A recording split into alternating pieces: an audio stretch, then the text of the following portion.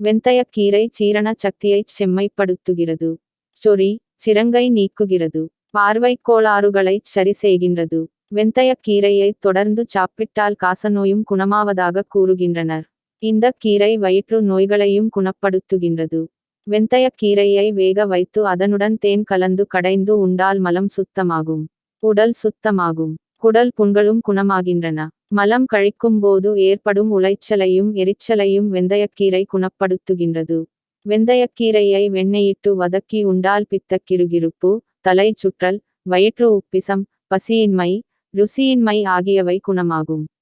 உட்சூடும் வறட்டு இருமலும் கட்டுப்படும். நீண்ட நேரம் அமர்ந்திருந்து வேலை செய்ய முடியாமல் இடுப்பு வலிப்பவர்கள் வெந்தயக்கீரையுடன் கோழி முட்டை மற்றும் தேங்காய்பால் சேர்த்து நெய்யில் வேக வைத்து உணவுடன் சேர்த்து வந்தால் இடுப்பு வலி நீங்கும். வெந்தயக்கீரை ஒரு சிறந்த பத்திய உணவாகும்.